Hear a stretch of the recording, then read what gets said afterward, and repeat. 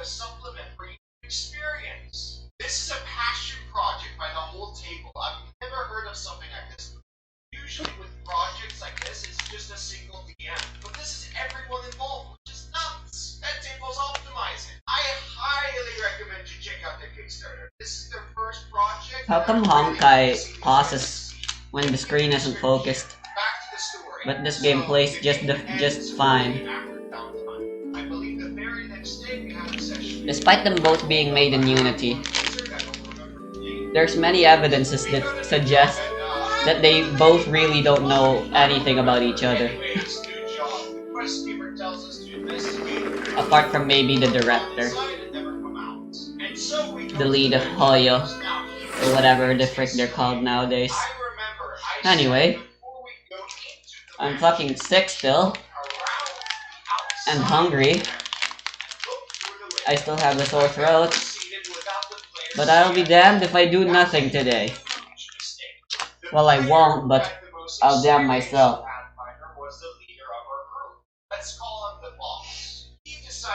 So I want a level 90 Noel.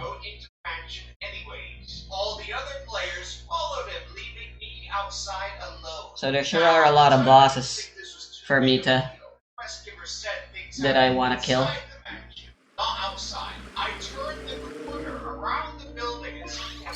My god, there's still so many days left before I get everything from the Welkin. I've only seen this creature once ever, and I still to this day don't know what it was. I don't think I'll be doing the ley line today. I'm gonna focus on bosses. I'm not missing much from not doing it. Ley line overflow and talent overflow and all those other similar events are purely filler content that they repeat. And you know what? It is really confusing why they don't just rerun actual events that they've already done before. For stuff like these. Like, why a stupid ass ley line overflow and shit. Give us the original Golden Apple Archipelago storyline again. Damn it. DM told me the same thing as before. Don't split from the party. The boss that ignored me told me he ignored what I said because his character didn't trust me. Remember what I said in my minigame? This was the first time I experienced this nonsense. But fine, let's look at it from his perspective. A random half-orc just joined the party 30 minutes ago and everyone to look around without nothing to say. The boss didn't like that. It sounded like an order. I didn't mean to do that. I made an assumption they would agree, and it cost me my character's life. What about the other players? They told me they weren't paying attention. They sided with the boss because that's what it says. I do think they're wrong, but whatever. End of story. Cool! You're a noob! Yeah, oh, right. years ago. That's Mr. Gross. The lesson I learned in that campaign was don't split from the party. I think I want to go get some more Viridescent and go back to turning Sucrose into Elemental Mastery Support. Lol. I also learned that you should accept new player characters instead of leaving them because you don't trust them. Did you keep playing? Yeah, of course I did. It was fun. I should still have my Viridescent, right? Well, shit. Just as I hope you're on your subscription. Thank you for watching.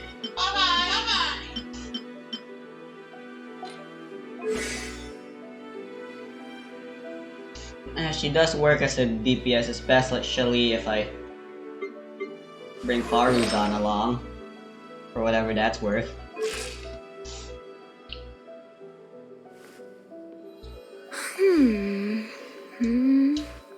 And as for Lisa, rather than trying to bother with Violet Arc's hold and using this shitty artifact set, where's Kuching? Anyway, if I remember, Noelle uses... Yep.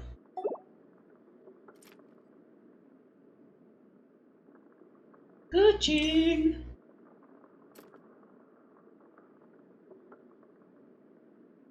Where's Kuching?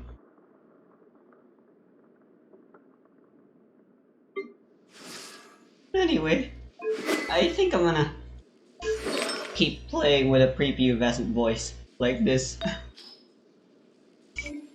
It hurts to shout, or even try to maintain the usual manly voice I try to bring.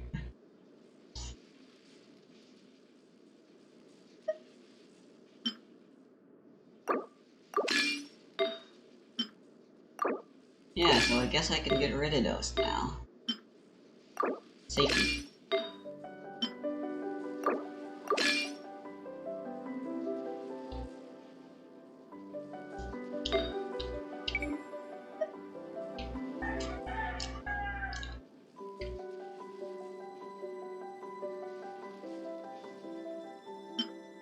Kuching will still benefit from a lot of elemental mastery, but if I focus too much on it, she still won't be able to do damage. Especially if I bring the wrong team with her, which you know, that's not good.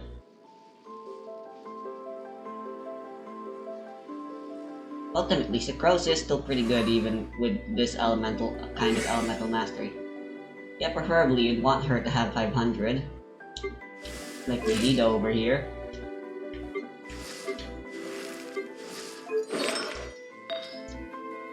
But Forsat Viridescent is already busted on its own. And yes, Sucrose is a DPS, it actually works. Of course it works the same way Catching does, which is, you know, make everyone else good at dealing damage.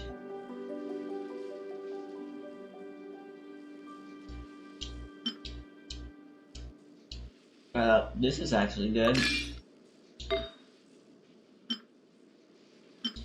Anyway, we're going full elemental mastery. Well, actually, I'd want energy recharge for here instead, and I believe I have energy recharge. Yeah. Alright, I guess I can ignore this. Fantastic, fantastic. Alright.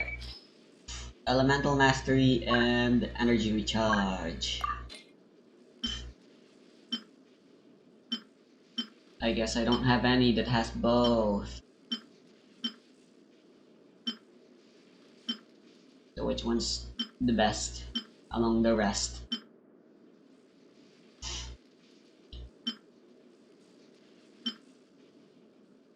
They all suck.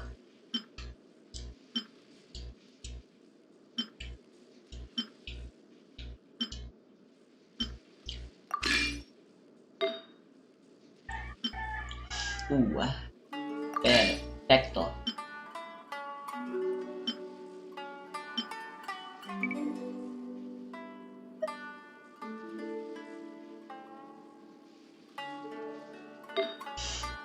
Alright, so we don't need crit. What we want is still elemental mastery and energy recharge.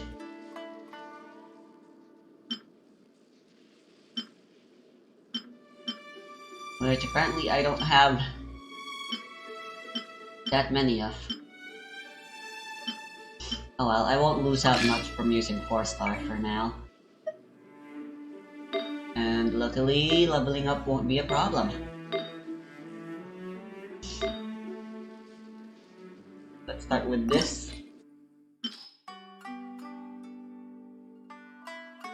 Sayonara Polnareff.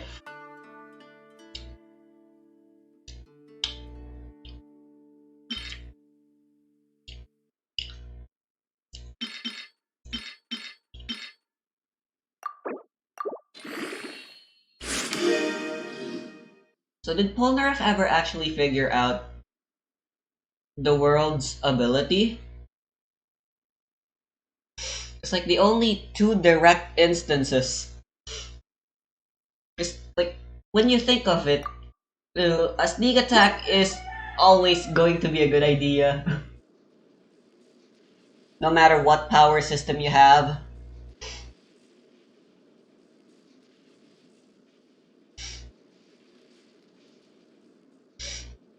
Unless the stand is an automatic type, in which case it might not even be able. A few automatics can still be sneak attacked, unless your name is Sheerheart or Atako. Why am I suddenly talking about JoJo?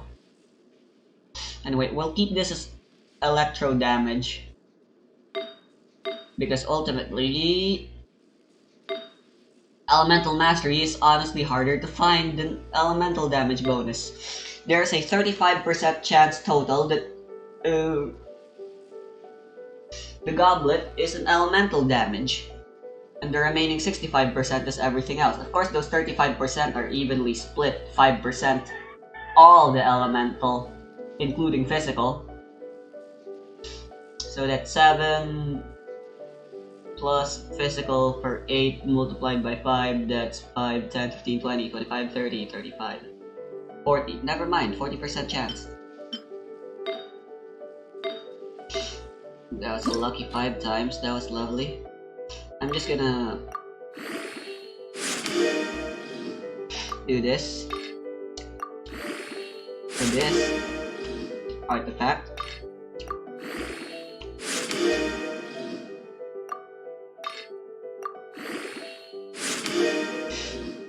I don't know why people keep recommending catching Not Bother with Force at Thundering Fury. Thundering Fury increases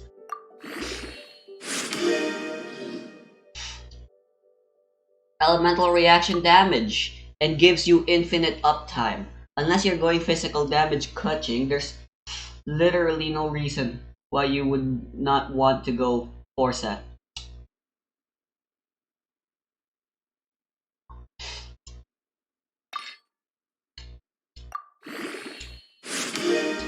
No, apparently the Force out of Thundering Fury is bad. I mean, I get it. Thundering Fury and Crimson Witch are the two most annoying artifact sets to grind for.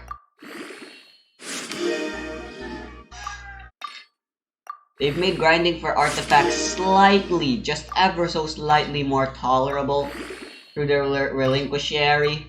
But honestly, it's just not enough, Genshin, please. Why are you making us go through with this bullshit?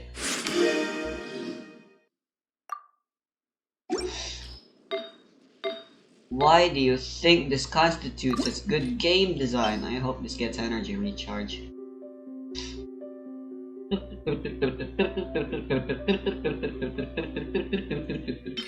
I don't know why I suddenly felt like singing the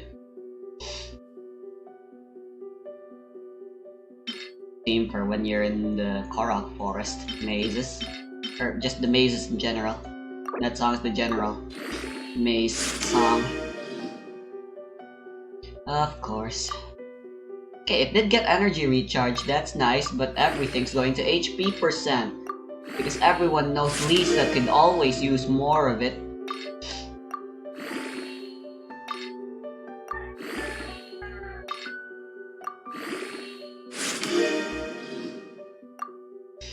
Alright, and then I'll just get this to level 12.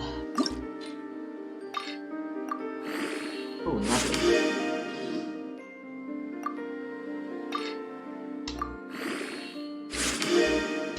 Alright, that's good.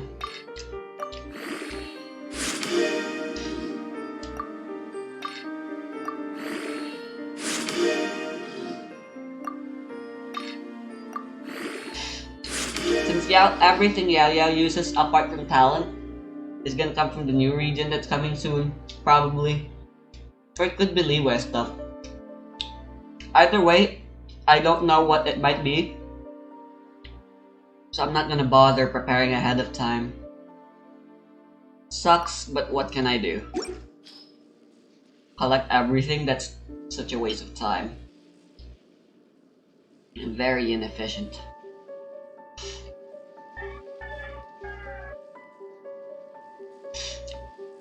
I want to give Deepwood Memories a chance, which is why I'm interested in turning Dendro Sophia into a sub.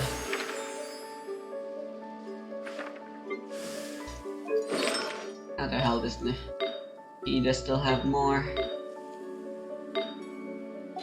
So much more.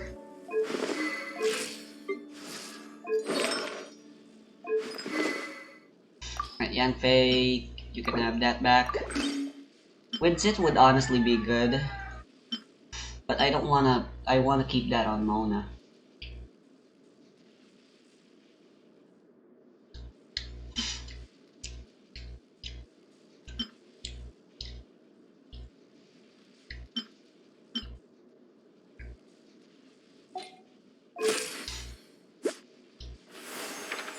Wow.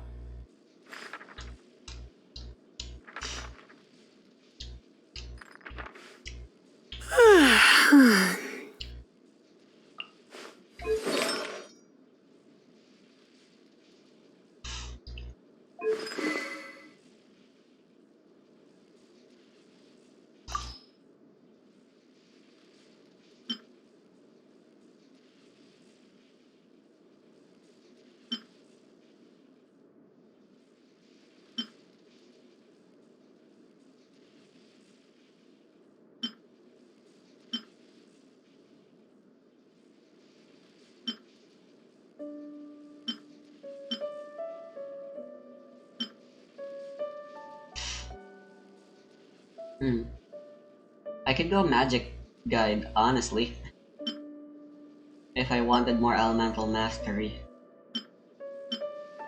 The Sakura Saigu will only increase other people's. After the character equipped with this weapon triggers an electro elemental reaction, nearby party members of an elemental type involved in the elemental reaction receive a 10% elemental damage bonus.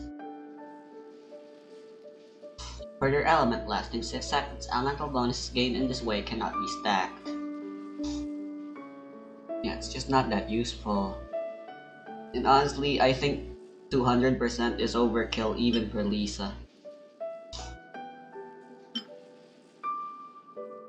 Because I have C1 of her, energy isn't that big of a problem anymore. And I'd want more damage rather than uptime for her burst, since she is still going to be somewhat of an on-field DPS anyway, so there's no need for that. Let's see how far I can get this.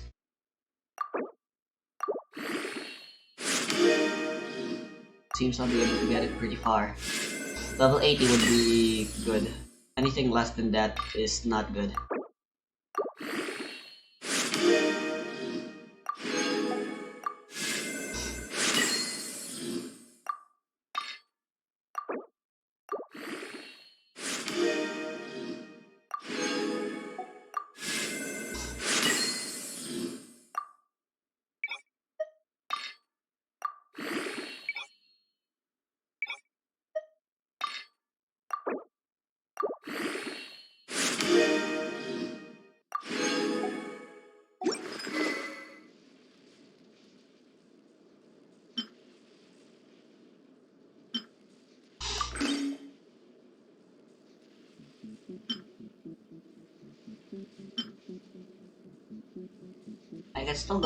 I can still go level up Twin Nephrite, honestly. It'll still be good.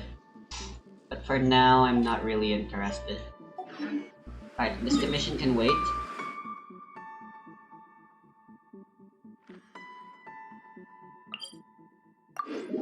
In theory, crafting a new Lisa build. I'll be right back, I need water.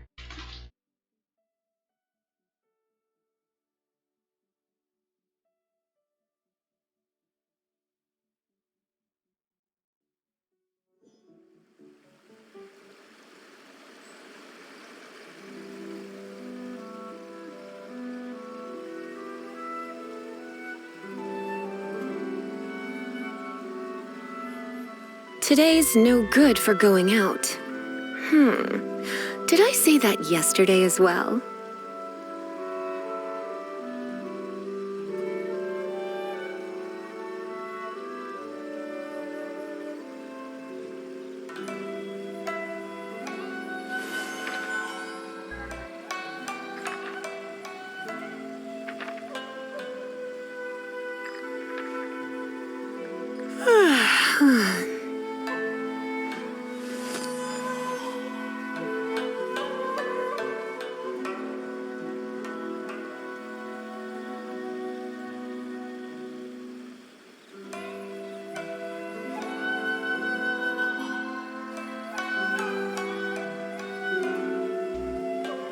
It's nearly time for afternoon tea.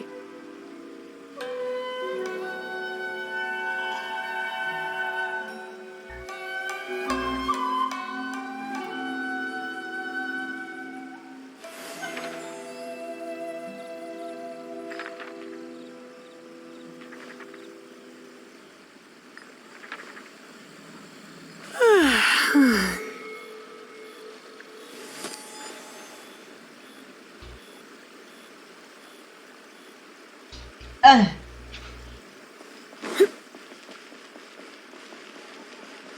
Ooh, you restaurant? That place isn't even worth mentioning.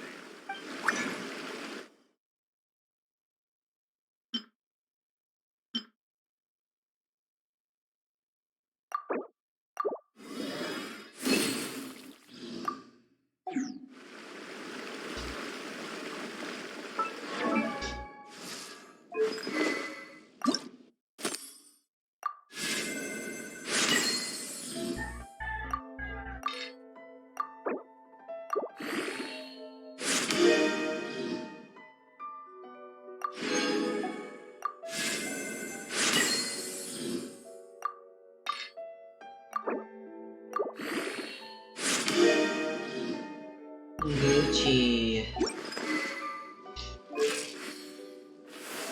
I'll have way more elemental mastery thanks to the artifact.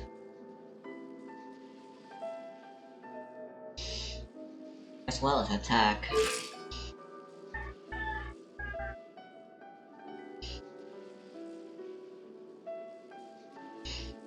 I guess that's a problem. My attack is pretty low.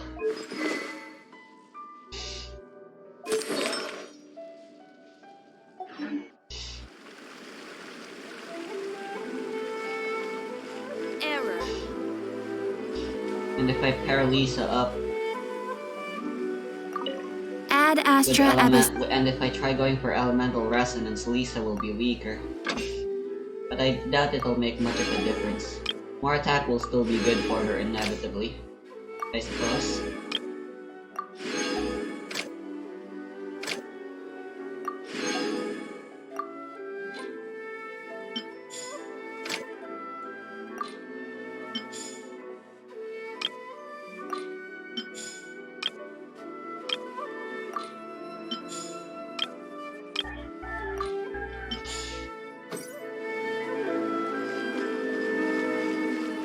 Come, try some creative cooking.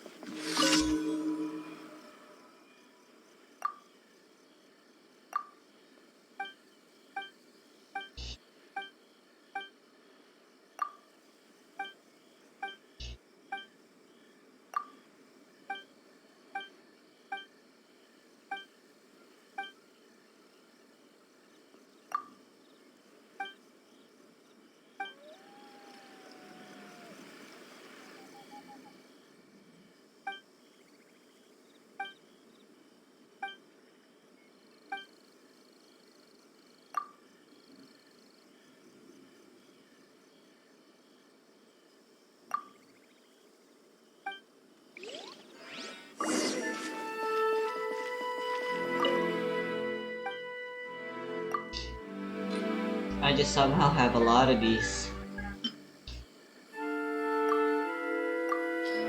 at the ready.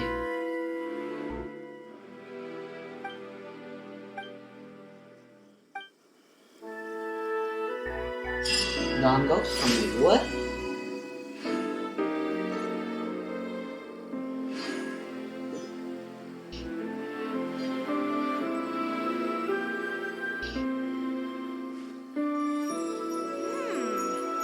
What's my first step in becoming an outstanding adventurer?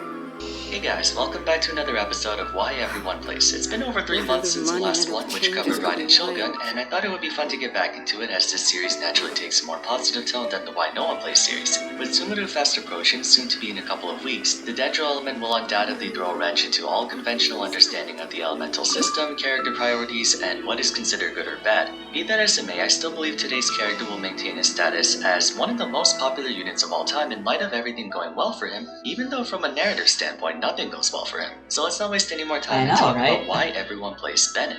Just a moment though, if it's alright with you guys. They underestimated just how good healing along with attack boosting would be. Apps for just about every popular game out there, including Genshin. If you ever find yourself pulling off some crazy burst rotation or want to flex off how much damage you can do in a single blow, this is one way to do it. Outplayed automatically captures any interesting highlights during your play or allows you to record manually using a hotkey, which you can then immediately port over to your Discord server or have it uploaded to YouTube, anywhere you feel like sharing. The app also has a built-in video editor if you feel like touching it up a bit before sharing. And the best part is that it works for hundreds of games besides Genshin Impact. You can use it for Among Us, Call of Duty, League of Legends, Valorant, and Minecraft, just to name a few. It's downloaded via Overwolf, which most of you likely have already, so just a few clicks and it's ready to go.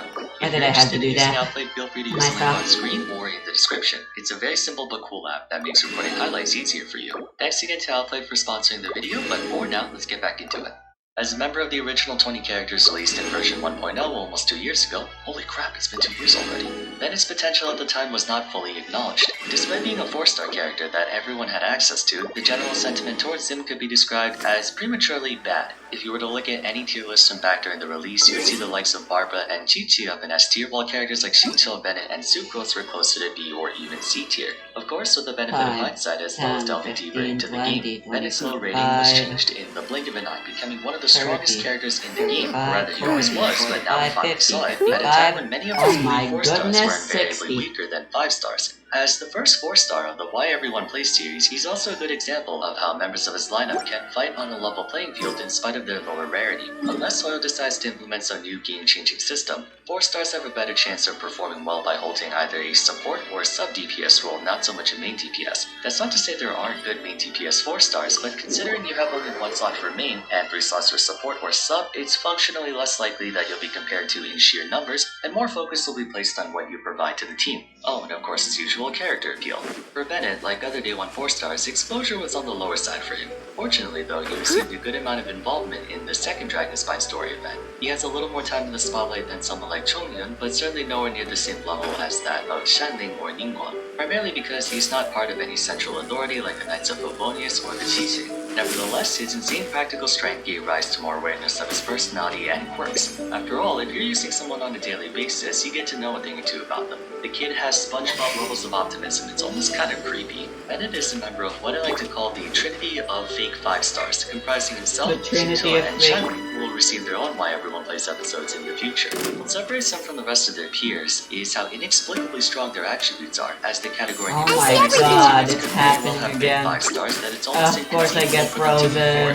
Not that anyone's complaining, mind you, but for anyone who's picking attention for the first time, you can get a lot done with these 3. There are other highly valued 4-stars, but these 3 take the cake, and they eat it too, especially Bennett. While other supports make themselves known in Jean can carry blues? Forces his way into relevance. Okay, that is amazing. At a fundamental level, that's really all he does. He amps up your team's baseline to such an extreme that even though several other units can more or less achieve the same applicable outcome, he does it in the least cumbersome way possible, making him one of the most efficient and cost-effective supports in the game. True, for number crunching and thinking of the most optimal sweaty gamer tryhard scenarios, then you could make a case for him not being all that great. Then again, even in those circumstances, he probably still would be a high contender. But the biggest factors behind his support's performance are consistency, come a little closer. Efficiency.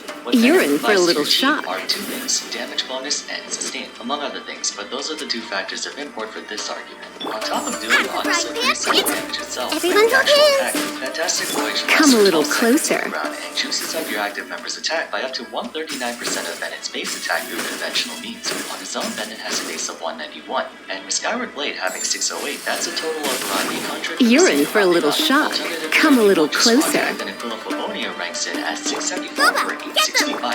865 times 139 totals just over 1200. 1200 Where the heck is the comparison, Hu Tao's Guide to Afterlife is a massive attack steroid based on her max HP. God damn it. Assuming the average Hu Tao has 30k, she can get up to 2145 attack, and Hu Tao is one of the strongest damage dealers in the game. Considering Bennett's a 4-star character and requires unironically just himself and a weapon with high attack, an attack boost of even 1,000 is incredible, much less the conditions required to get it. Bennett has essentially the best gas mileage out of any character in the game by leaps and bounds, as no one can reach maximum efficiency with so little investment. Not kidding, the only thing you need on Bennett for him to juice up your entire team's attack power by roughly half of Hu Tao's elemental skill is level 90, Constellation 1, and a high attack sword. You don't even need a 5-star weapon. Festering Desire plus his base attack is 700 times 1.4, that's 980. The attack bonus alone I don't have Festering Desire and I never been will. enough for him to be in consideration for one of the best support units in the game, since every character needs attack and will always need attack.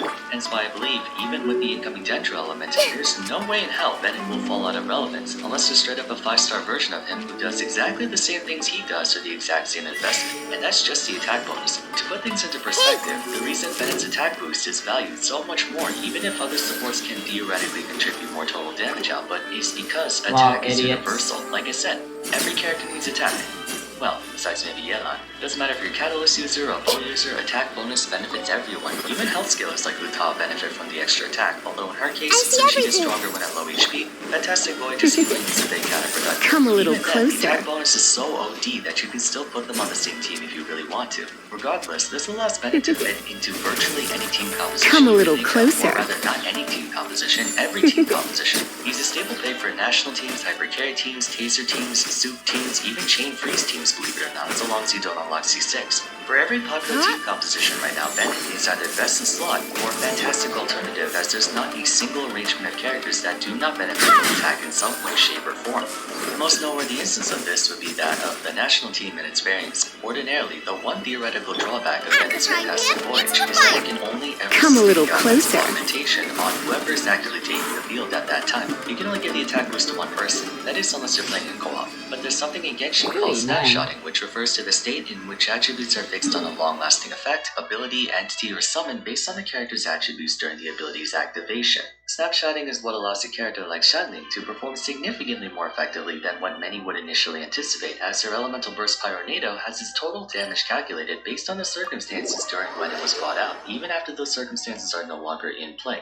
In layman's terms, the attack bonus from Fantastic Voyage, inadvertently, is able to affect multiple members of a single party simultaneously. So if the conditions are right, that 1,000 or so attack bonus can potentially become a collective 4,000 attack bonus, albeit only for a short time. That said, I'd like to see an occurrence where you're unable to one-shot whatever stands in your way during the 12 seconds it's up for. Let's say you have a party consisting of Ganyu, Kazuha, Bennett, and Shanling. Casting Fantastic Voyage underground burst, you then swap to Kazuha and activate Kazuha Slash. Kazuha's Surrendering the Legion. also a snapshot of periodic damage sustains the attack bonus from Bennett. Make yourselves at home. Walks out. Moreover, the elemental damage bonus Everyone also hold hands. is snapshotable as well. So you then switch to Shanling to activate Pyronado, Barbados, which is augmented guide us. considerably by both Bennett's attack boost and Kazuha's elemental damage boost. You're in for a little shock. Even activates Celestial Shower, gaining all benefits at once. Thanks to this, Bennett's elemental burst has successfully applied to Kazuha's ultimate, Shanling's ultimate, and Gaiu's ultimate for their entire durations, magnifying everyone's DPS to an extreme degree, since you're essentially giving half of the attack bonus from Hu Tao's Guide to Afterlife to the rest of your team. That's one of many scenarios that showcase what Fantastic Voyage's attack boost is capable of. Even if you don't use Snapshot, even just your main DPS that bonus would be enough for him. But of course, he does more than that. You're in for a little shock.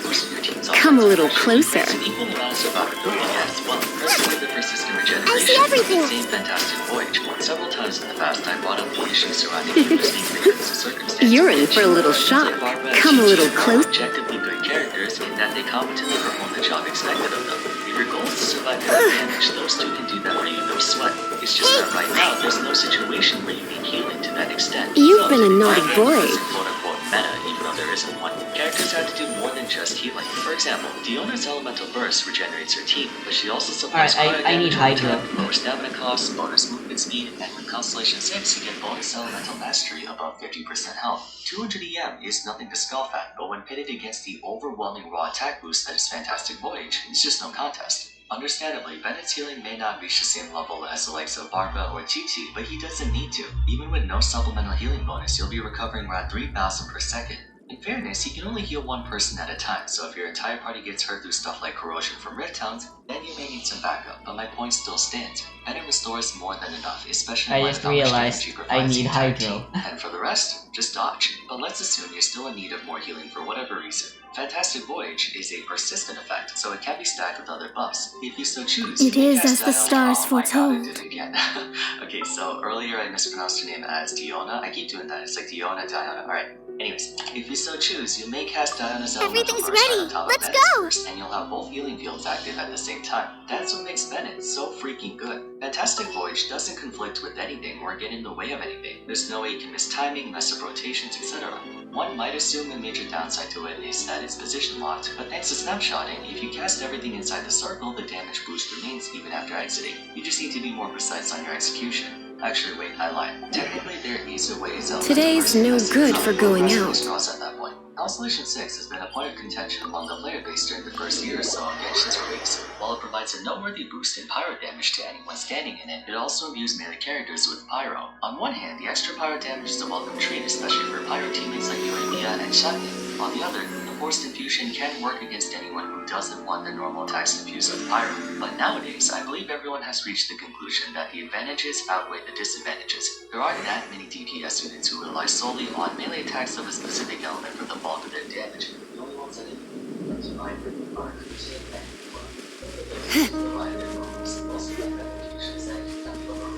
Shogun's Elemental Burst is Electrolock. Chalice Burst is Electrolock, and uses Electric Gas Energy. Hydro's Elemental Skill is Hydrolock.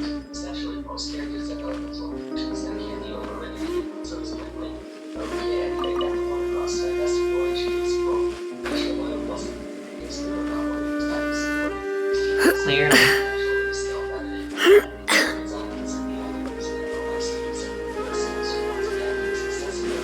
Ah, specters.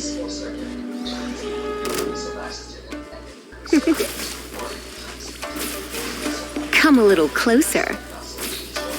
Right, apparently Try there's not no to height enjoy limit this too much. to both her skill and her burst. So that's lovely. Delve into destiny. Just like we rehearsed. I swear by my sword. Written in the stars. You're in for a little shock. You're in for a little shock. Blitz.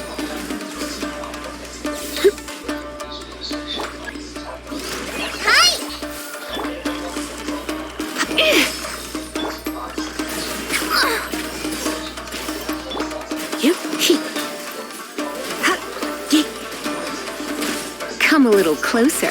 You're in for a little shock.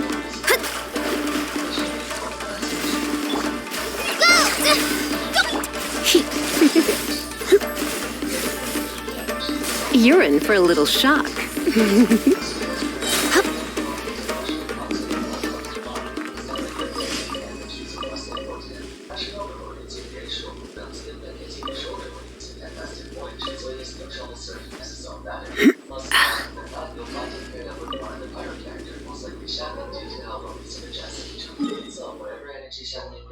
Funnels into him and vice versa. That's primarily why those two busty are that you two in comparison.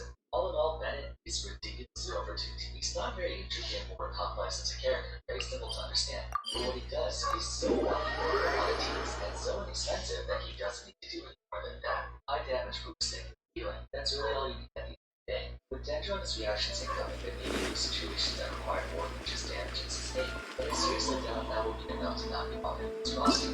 Remember, damage boosting and healing are only one part of the equation. The other part is how easy he is to get to a particular level. Like I said, the only time I can see Bennett getting power crept is if you take Bennett, not the base stat, turning into a 5-star with better scaling, more base stats, etc. Honestly, for that to happen, Bennett would still be top tier. Share similar purpose to make Hydro copies for the team. They long names to each other. Now imagine, and to Bennett. There were many supports that have been released in packages like Top Bennett, who listen to the top of the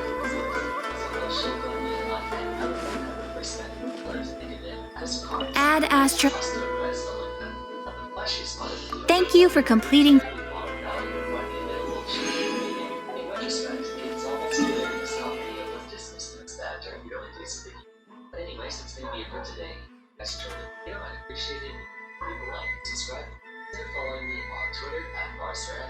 Discord server and checking out my other Why Everyone Knows episodes if you haven't. Until next time though, thank you all so much for watching, and I look forward to seeing you soon. Take care.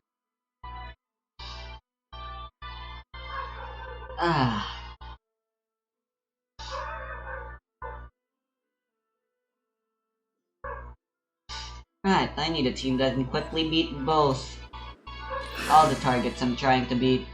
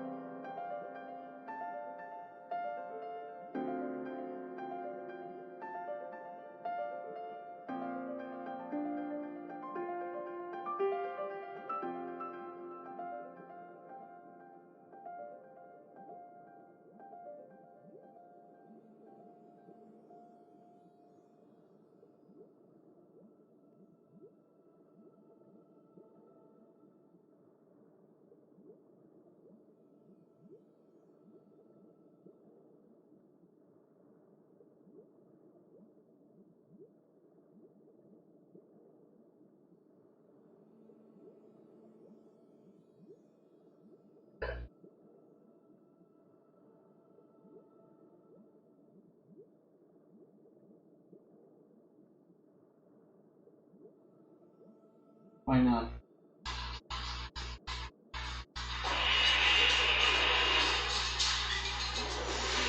Alright, I need heavy damage. I could maybe switch to cleave. FNAF 3 has always been the game most frightening. FNAF 4's depiction of fear, to me, has always seemed a bit there's something Dodoko? Dodoko, we're up. there's something that still causes me to get an uneasy feeling. I want a team that can beat Today, we will take a deep dive the Robo Bobo, into FNAF 3. Dendro Hypostasis, and Geo Hypostasis. There's no Hydro Claymore wielder, which is annoying.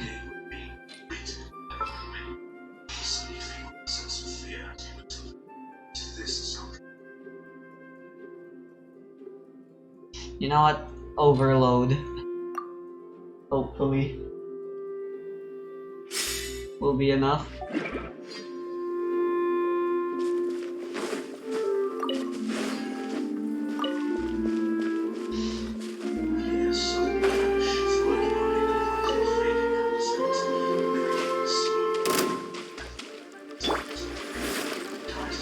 Nice and spicy.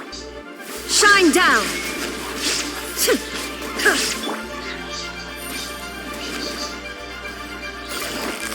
Gotcha!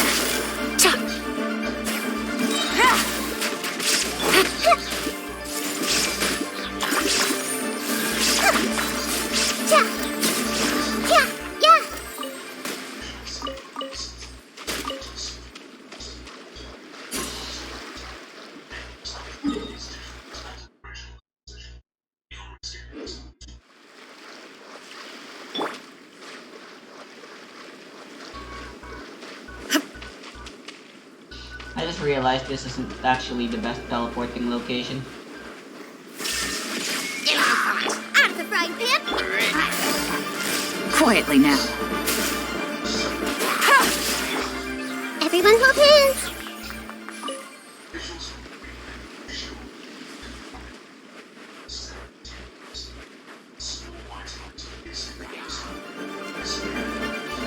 There is no escape. Boba, get them!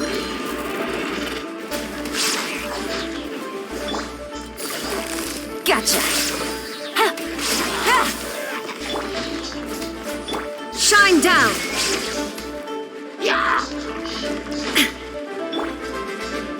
Hey!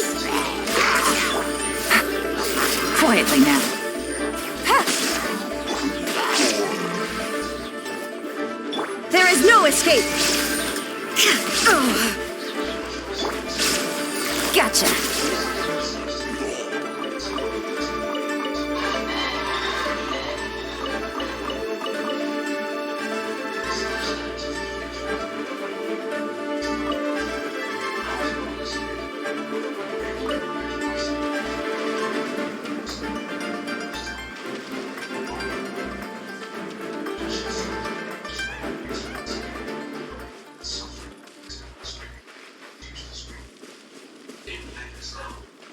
There are many different aspects of this to come, so we'll take you step by step.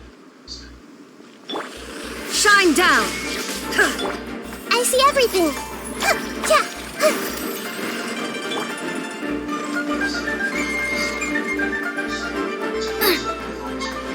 Out of the frying pan! Yep. Illusion shattered.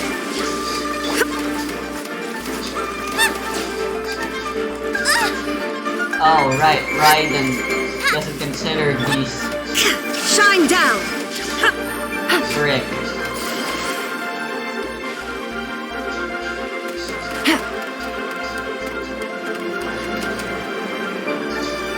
Take it easy. Nice and spicy! There is no escape. Ha! Ha! Cha! Ha! You know what? Let me rethink my team.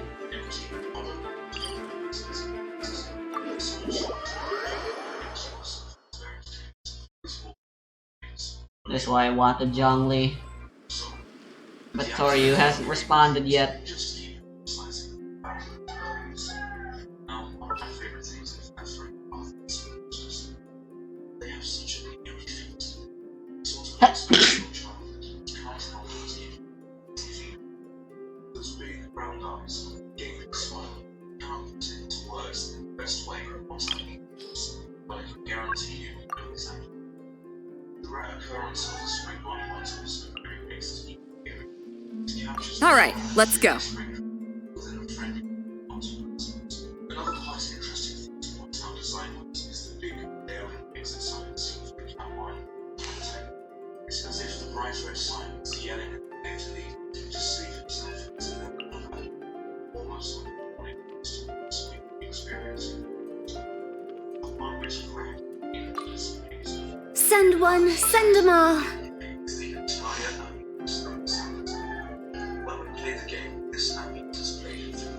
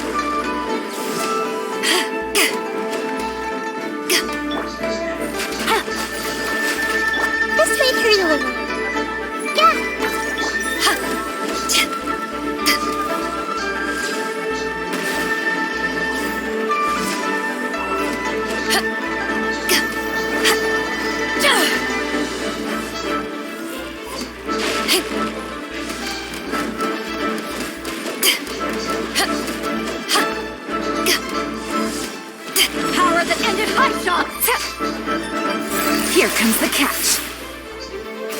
Quietly now. Higher, There's higher, one hands go. on fire!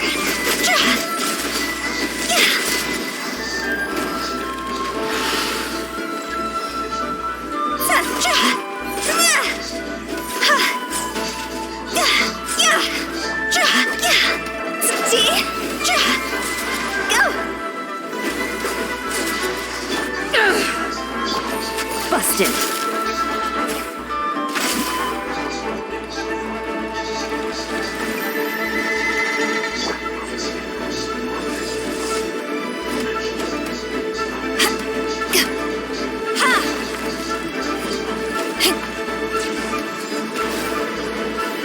Back off!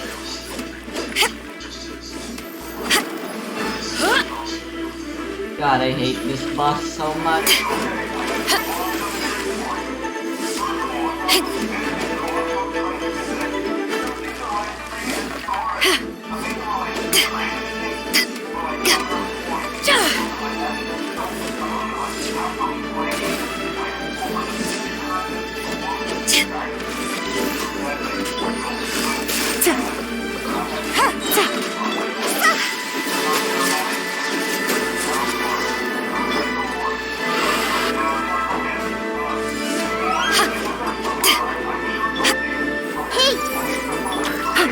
Things are about to get dicey.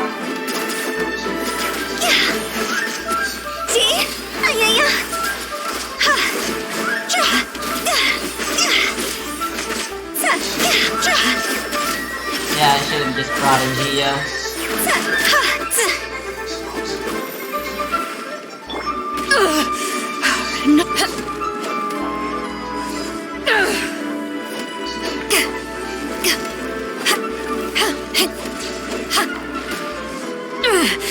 Just a script.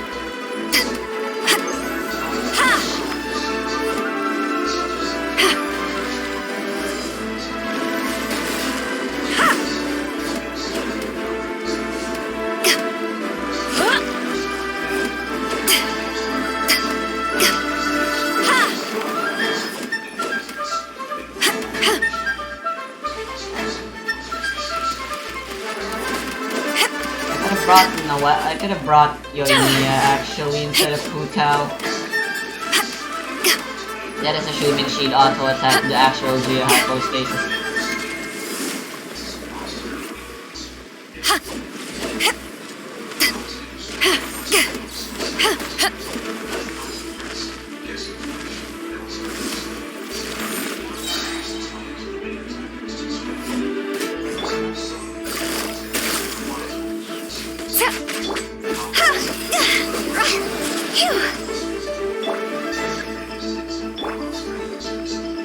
Eyes on me! Time to go!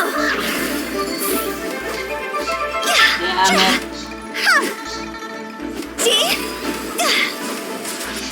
Okay, so Beidou's shit doesn't work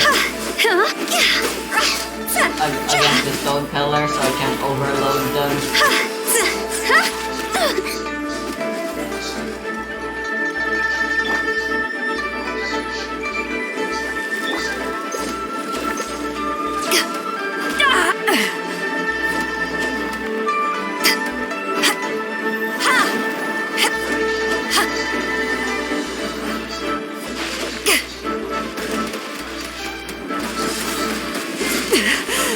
It's not over.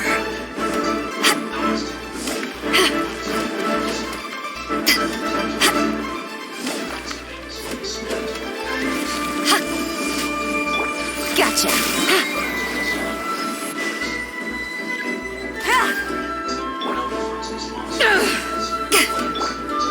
Game's up. Fun's over.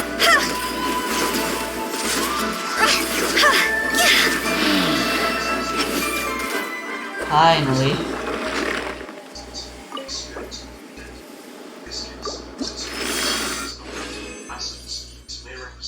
At least I got 3.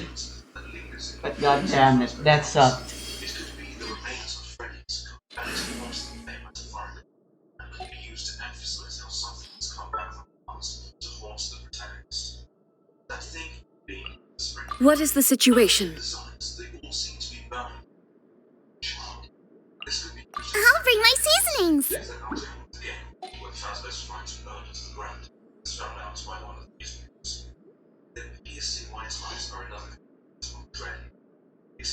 they're staring right into your soul, especially follows you around your screen, never remove once to the time zone.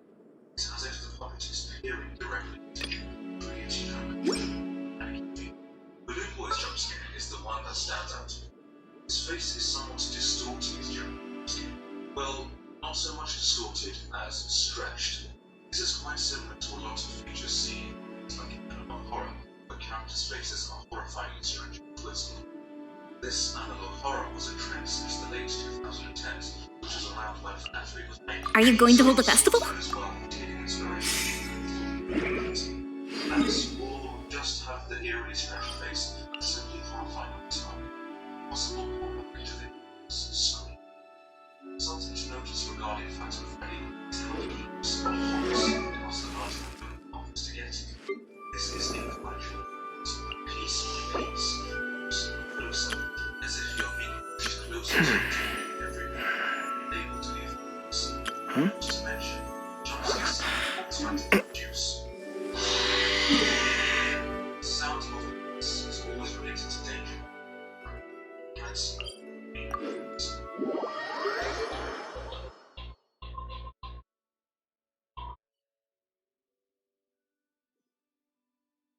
minigames.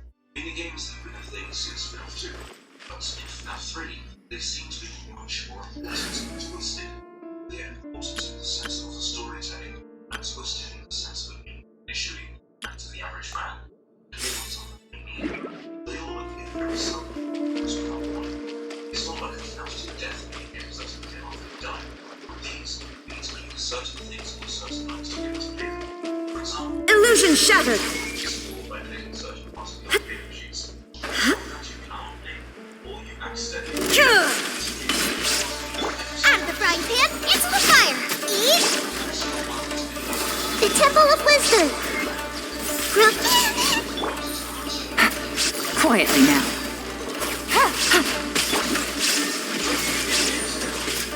Torn to oblivion!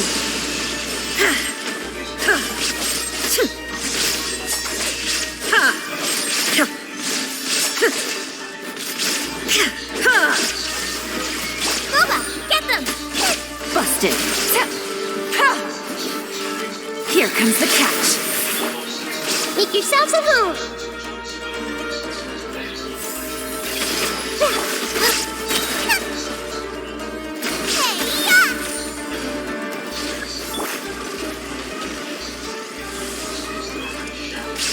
There is no escape. Inazuma shines eternal. Erase all threats. Shine down. Nice and spicy! Gotcha.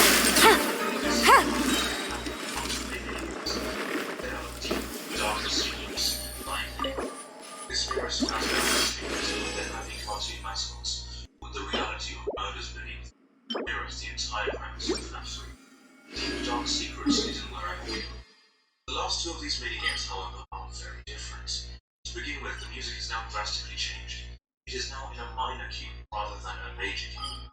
Minor keys are typically used to compose sadder sounding pieces, usually related to sadness, loss, and more. The first of these two minigames is called Stage 01. It doesn't have a game-style name like the previous ones, it's more like a code or a placeholder. The way this minigame works is not like a minigame at all. Instead, you take control of a yellow bear on the stage in what seems like a Freddy's location. There is no gameplay involved here, unlike the previous ones where you had to collect balloons, mangles plants, or collect cupcakes. It's strange that all of a sudden, this yellow bear and yellow rabbit appear. The entire premise of the minigames has changed, being much more eerie and confusing. This itself creates a sense of fear for the player. Fear due to confusion, fear due to a sudden change in everything. The final minigame of this group is the eeriest one. This minigame has no name. It's different. The sprite we play as is not normal. It's glitching all the time. The minigame takes us to everywhere that we've already been and seen. Whatever the reason may be. The characters How many more do I need? enjoy interacting with it. It's one that haunts the player, leaving notes. One thing I like to focus on is the music. It's also a minor key. Oh, I also need to collect Copalata. How annoying.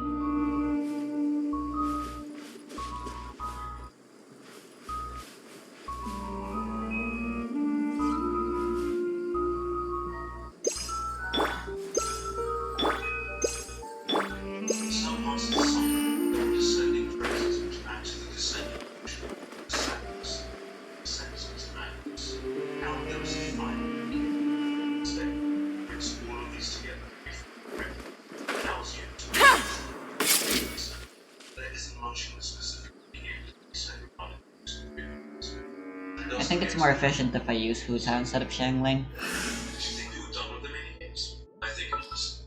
Now have the end of night minigames, which occur at the end of each night. Oh, is it time for me to join you? The first four of these minigames have the same premise. You control one of the animatronics from Freddy Fazbear's games.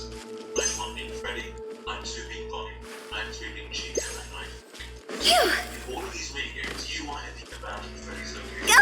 This game is abandoned and to decay. All the childhood memories travel towards, never to be released. Each of these sprites must follow the Shadow Freddy figure.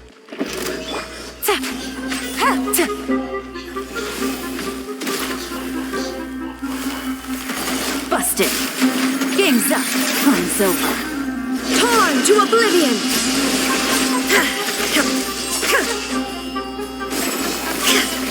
Illusion shattered.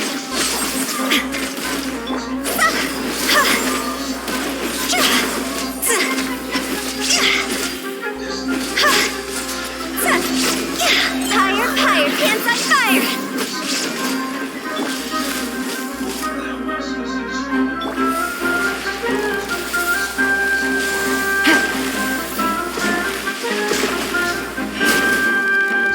Gotcha.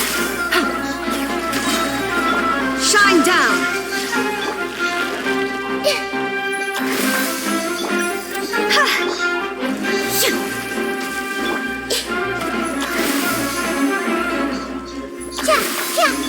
There is no escape.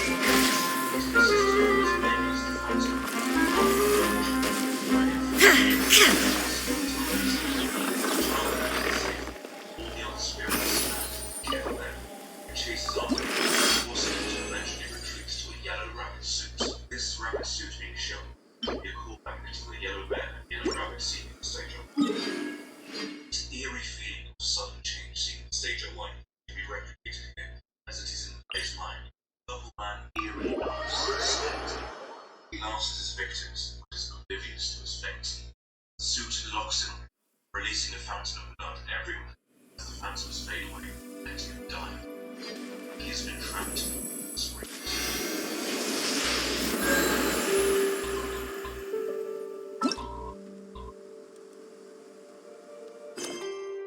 This brings us onto the main attraction of the game, the spring. The animatronic that Foam had found on the second night and told us we're sure to see. This is one of the main factors that makes FNAF 3 the horrifying experience it is. The corpse of the man who started it all, roaming the halls of what is the remains of happiness and joy. He extracted it all and is left to suffer all alone. The design of this hybrid of man and machine is incredible, portraying the fear of it. One of the most important parts of the design is the eyes, particularly soul-piercing ones, looking dead straight into each of your soul, wanting you. The rings that are present on top of his eyes, presumably. Part of Spring 1 emphasizes that look of madness in his eyes. The eyelids being semi-closed on Springtrap create a mix of emotions in his face. One broad and muted madness caused by being trapped in the suit for 30-odd years, one of anger that is roaming around to get you. The huge gaping smile on the spring bodysuit is unsettling. Considering it is constant, it does not go away, and it's as if he's smiling as he's trying to kill you, join you next. We are also treated to these absolutely horrifying Easter egg screens, which can rarely appear. When these appear, once again the Purple Dice song. Something interesting to point out is that in two of these Easter eggs, you can see Purple Dice head, and this is spotted remains. You can see an emotion of immense pain, pain which is covered up with a mask. The mask is covering up his suffering, almost acting like a power line. This continues the theme of this game. Things hiding what is truly going on. We saw this through the mini-games with the backing music, the game features of it.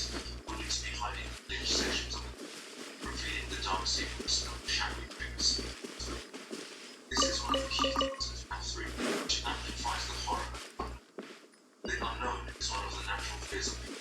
That's why people are afraid of the dark. Are afraid of taking risks. It's because they are unaware. This is the next on the top of the spring trap is how he is defeated in the camera. The key feature of every flat game doesn't even carry out the security breach is the cameras, and the way the characters can see through those cameras. Shadows of fate! You're in for a little shock. Come a little closer. You're in for a little shock.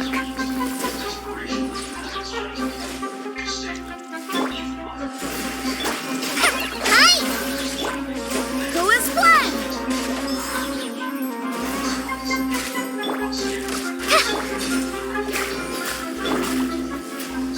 Here!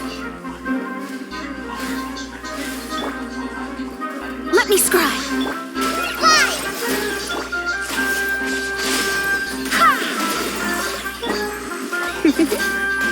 Come a little closer. Come a little closer. God damn it. He, Delve into destiny. he, ha, hua. He, he, huh, hua.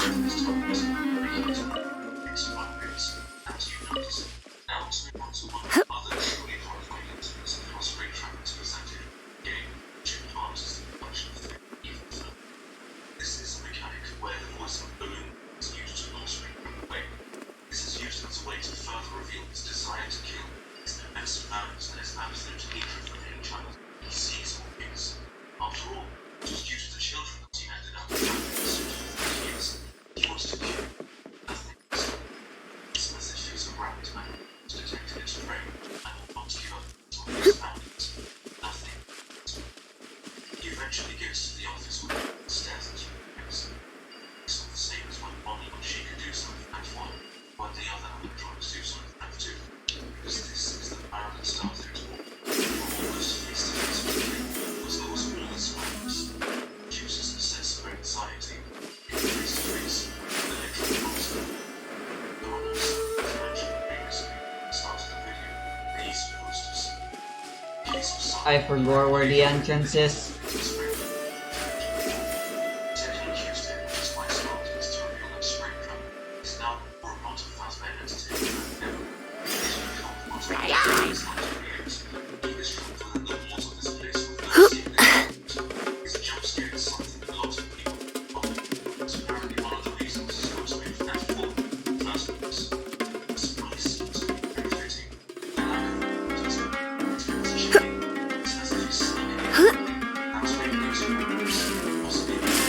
You're in for a little shock.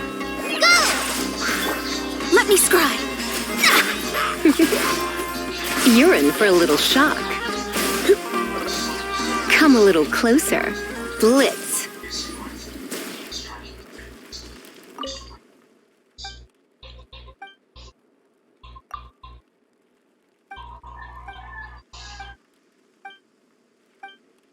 Now the endings of this game will also sum things. There are two endings, a good ending and a bad.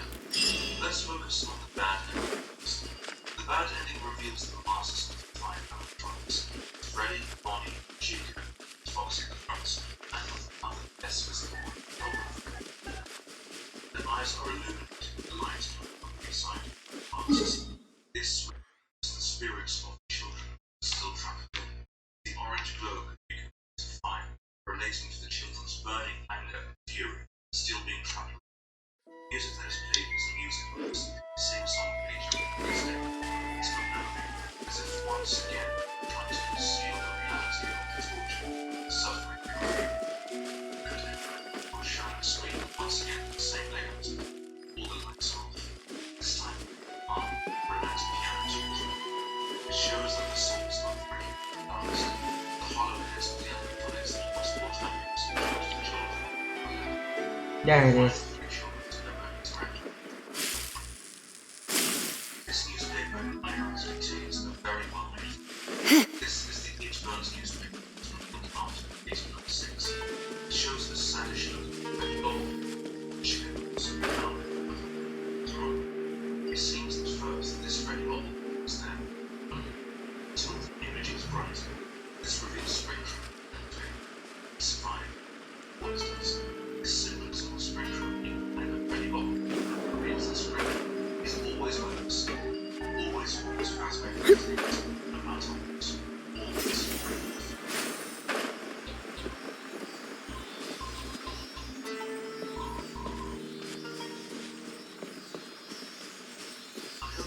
now see the true depth of the fear connection of Fear. No pain, no gain.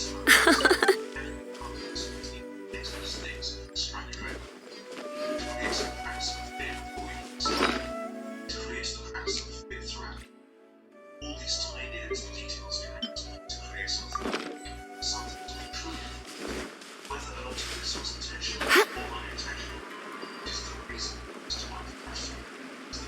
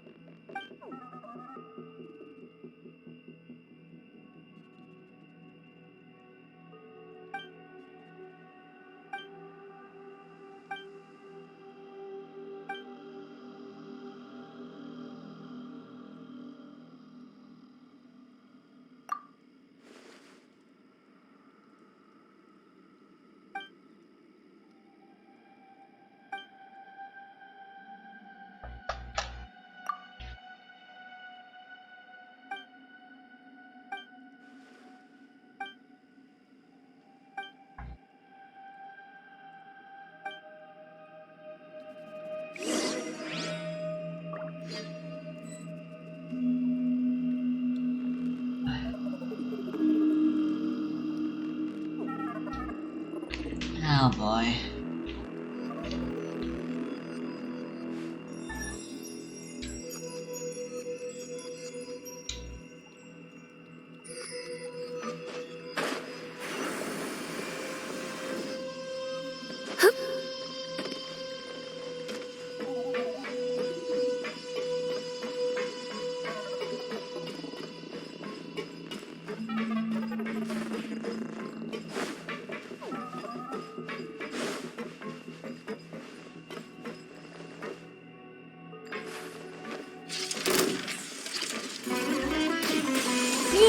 Surrender and I'll be gentle. Polyampa, help!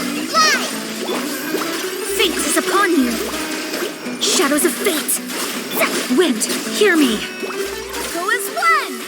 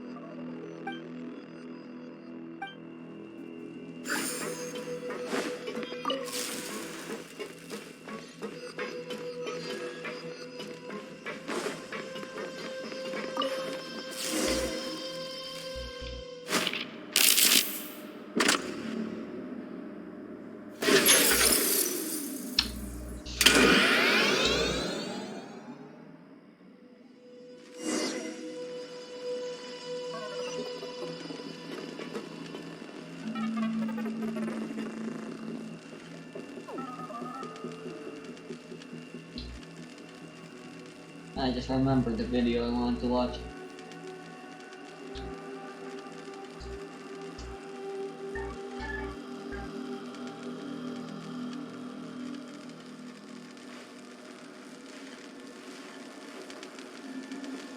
Oh, you see me Craft Gaming Challenge video. Last year Never we mind. allowed Mario to take a spin on the closest thing the Mushroom Kingdom has to a taxi service. Being held by Luigi, of course. I guess the experience must have been so nice that it's prompted him to become a repeat customer. That is to say, that our challenge today is as follows. Is it possible to make new Super Mario Bros. Wii while always Mario?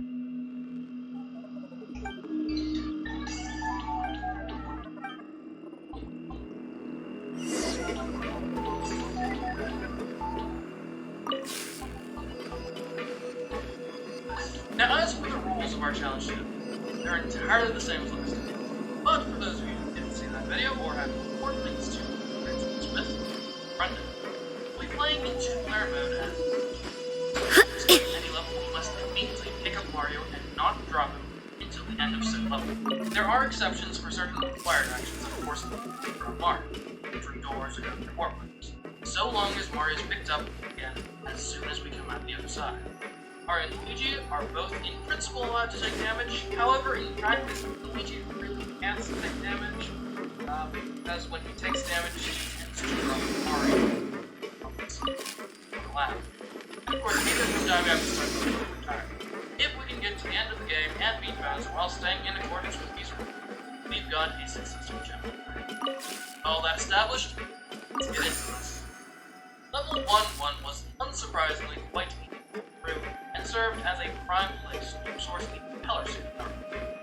And just like a new Super Mario Bros. U, Luigi getting a power is basically nothing for us. Not even extra health is of much benefit this time around, since Luigi getting hit, even when it comes to drop Mario anyway, which obviously can't occur during these levels. No, what we really want to do is give Mario power. Mario possessing the Propeller and using the boost of upwards mobility is merely one of the Yikes. way. Then in the very next level, we're punished for possessing the Propeller Mushroom. See, 1-2, they came with quite approach ceilings. Not exactly conducive for navigation or for blocks tall. But that's nothing a little death cam makes. Although even when you're approaching level Things are going a little too smoothly today. Gaps in the level that you just can't get through while holding Mario. Luckily, in all those cases, there is a detour you can take, but it is. And then later on in level, we ended up dealing with this platform, which we phased through somehow. Like, I'm not sure who installed this platform so negligently, but it clearly wasn't up to go. Were I the Mario Bros. In this situation, having suffered injury by falling into a bottomless pit due to a faulty product, I'd certainly consider so. Just a measly 57 coins to their name? Could the Mario Bros. Even afford legal counsel? Well, if they call today's sponsor Morgan & Morgan, they must. Let me scribe. Come a little closer. You're in for a little shock.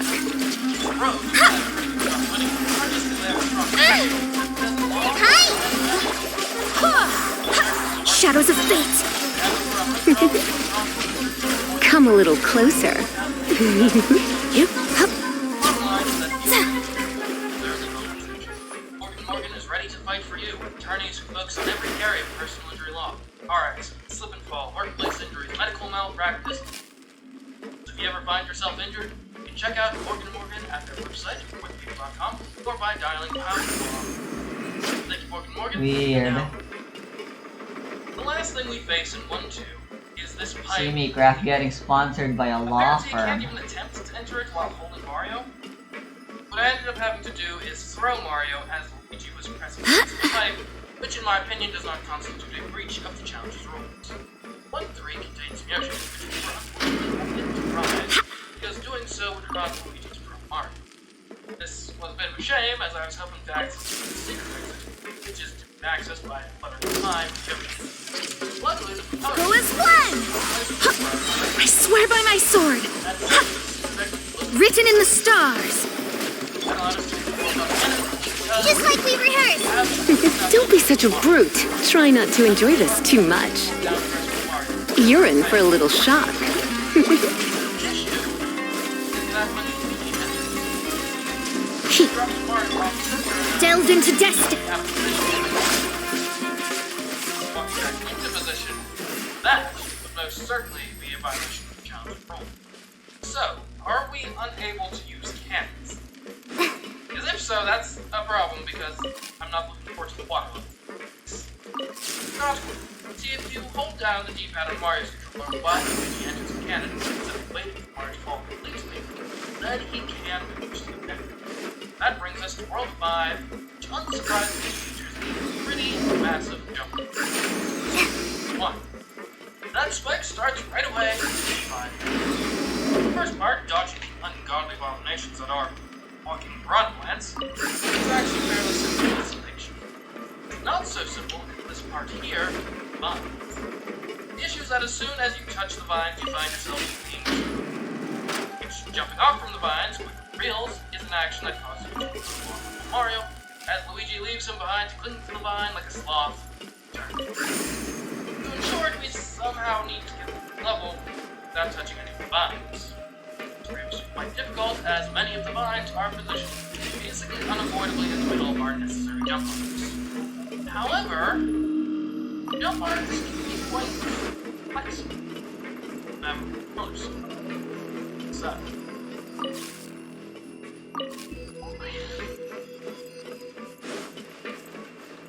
Ah.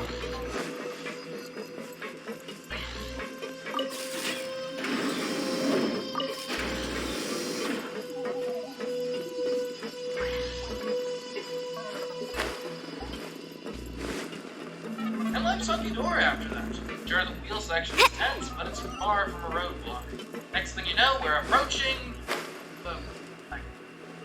Yoink! Of course, this one's fine. Seem that each of those Mario and Luigi too small to successfully... Oh my god.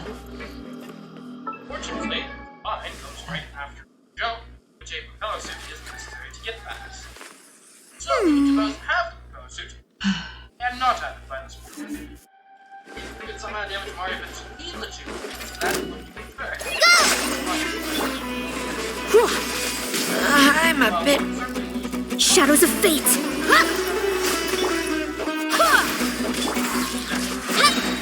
However, Fallen Amber, help!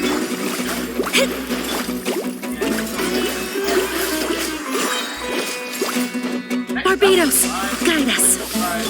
Fate is upon you. Delve into destiny. You're in for a little shock. Come a little closer. You're in for a little shock. Shadows of Fate. You've been a naughty boy.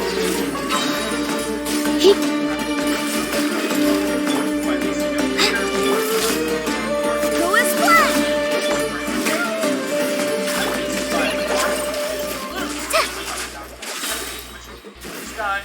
that morning. Reminder, we can't afford some... I need more consistent healing. That or a shield. Or dies. Yeah, pretty good point. In simple terms, Gene isn't working out.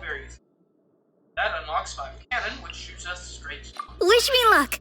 the first couple levels in the world are honestly pretty easy, even letting us get a secret in order to cut across the lava, which is about the same difficulty. Then 8 airship proves to be a bit more formidable. The central issue here is the cannons. Particularly many of the ones shooting horizontally, they are positioned at heights that are rather inconvenient, considering our increased height and ability to die. To get past these obstacles, you have to be bold, often jumping on top of the cannonballs themselves. But you can make it to discover you have to ground pound these boxes to progress to the boss fights. Ground pounding is something we can't do off of Mario. That it then? End of our Mario challenge? I don't think so. We bring a propeller mushroom through the level, use it to propel ourselves upwards, and then from there we can dive straight down and destroy the box. The boss fight itself is made at least a bit tricky on account of our large hitbox, and the fact that even just hit takes away our only means of dealing damage. But if you can guide Bowser Jr. to where you want him, you most certainly can. Ready for trial! That brings us to the castle, which mostly proved to be a fairly easy level to get through, with the exception of this drop. Time to broaden the horizons again. We're being burned Let's go out and play. from grass. It is possible. Nice. I can't mine, but that doesn't really matter. Luckily, unlike last time, we don't have to worry about the damaging. Win just by killing this platform.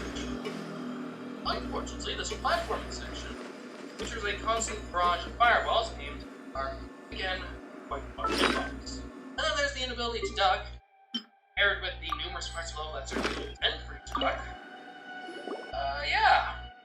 Once again, the final boss fight. This to be perhaps the greatest hurdle of the whole challenge. Can it be overcome? Let's find out.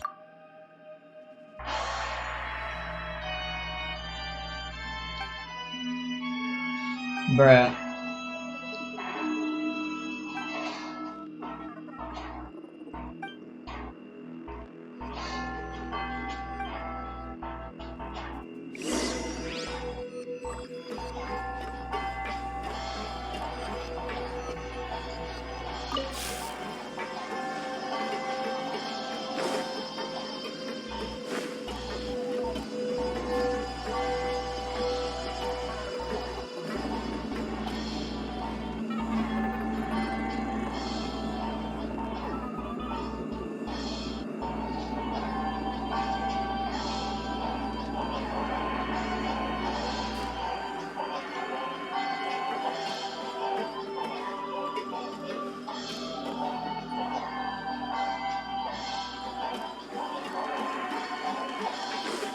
Oh dear.